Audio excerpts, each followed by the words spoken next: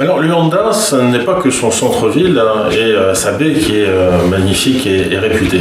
C'est aussi à quelques dizaines de kilomètres plus au sud le Miradoro d'Aloua, le Mirador de la Lune en traduction, un site absolument magnifique, donc un site géologique avec des sédiments en fait qui ont forgé un paysage un peu lunaire.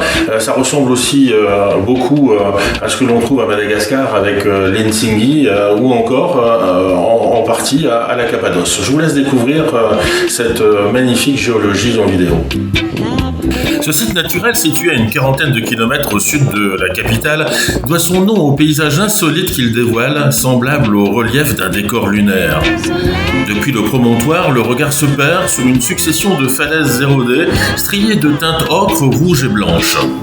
Le vent et les pluies, en sculptant patiemment ces sols fragiles, ont créé une mosaïque de canyons, de ravins et de pics acérés. Aujourd'hui, le belvédère est aménagé pour accueillir des visiteurs avec un espace sécurisé qui permet d'admirer le panorama en toute tranquillité. Mais il conserve une dimension sauvage. Aucun bâtiment ne vient altérer la vue et le silence, seulement troublé par le vent ou les cris lointains d'oiseaux marins, renforce l'impression d'isolement.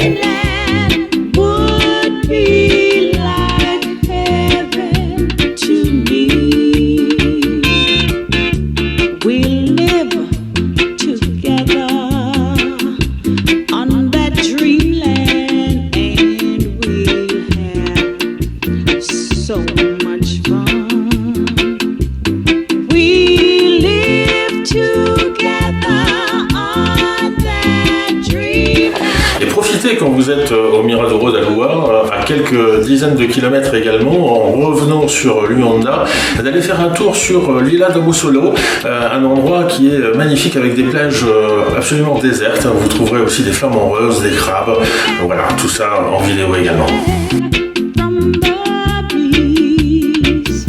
Musolo court sur une trentaine de kilomètres. Mince flèche de sable, large tantôt de 3 km, tantôt de 100 mètres seulement, au passage les plus étroits de son extrême sud. Elle est née des sédiments du fleuve Kwanza, charriés vers le nord par le courant de Benguela, qui ont patiemment dessiné une grande baie intérieure où 3 îles sommeillent comme des perles à l'abri du ressac.